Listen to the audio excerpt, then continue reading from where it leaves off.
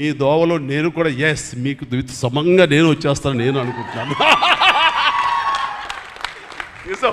అంటే ప్రతిసారి నాకు అన్ని విషయాల్లో కూడా నాకు సోర్స్ ఆఫ్ ఇన్స్పిరేషన్ అనిపిస్తుంది. అది హెల్త్ కానివ్వండి, కంపోజ్డ్ బిహేవియర్ కానివ్వండి, ఒక ట్రాంక్విల్ ఆలోచనలు కానివ్వండి, స్థితప్రజ్ఞత కానివ్వండి, ఏం జరిగినా సరే అటు నవ్వుకుంటూ సరదాగా ఉంటాం. ఇవన్నీ చూస్తుంటే నాకు ఎంత ప్రశాంతంగా ఉంటుంది, ఎంత మానసికంగా ఉంటుందని.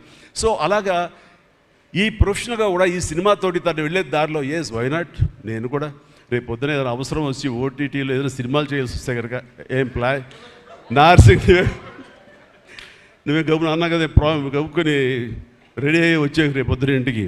సో ఓటీటీలో ఏదైనా సినిమాలు చేయాల్సి వచ్చినా సరే, వెబ్ ఫిల్మ్ చేయాల్సి వచ్చినా సరే, ఎస్ దానికి కూడా మనం సమాయత్తం అవ్వాలి. దానికి నాకు ఈ రోజున నాకు తీసుకున్న నిర్ణయం నాకు కూడా ఒక ఇన్స్పిరేషన్ అనిపిస్తుంది. సార్ వెల్ డన్ ఈ సినిమా.